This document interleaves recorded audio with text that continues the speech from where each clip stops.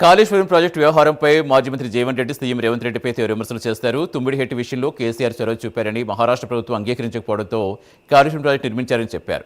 మేడిగడ్డ బ్యారేజీలో ఒక పిల్లర్ కుంగితే ఇప్పటివరకు మరమ్మతులు చేయలేదని అన్నారు. సుందిళ్ల బ్యారేజీల్లో నాణ్యత లోపాలు లేవని కేంద్ర జల విద్యుత్ పరిశోధన సంస్థ చెప్పిందని జీవన్ రెడ్డి పేర్కొన్నారు.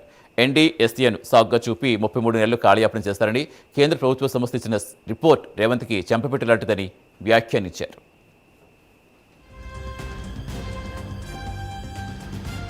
రేవంత్ రెడ్డి ఏమైనా చదువుకుని నాకు తెలియదు, కానీ ఉత్తమ్ రెడ్డి అయితే అందరూ చదువుకుని భావిస్తారు.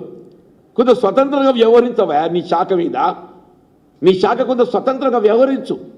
తెలంగాణ రాష్ట్రంలో almost more than 60% of the reason, 60% of the state ఇటు సాగు కానీ, త్రాగునీరు కానీ, పారిశ్రామిక అవసరాలు కానీ, హైదరాబాద్ త్రాగునీటి అవసరాలు కానీ, ఇవన్నీ కూడా ఏది ఇస్తుందో ఇవన్నీ కాళేశ్వరం ప్రాజెక్టుపై ఆధారపడి ఉన్నాం అని చెప్పి, కాళేశ్వరం ప్రాజెక్టుపై ఆధారపడి ఉన్నాం.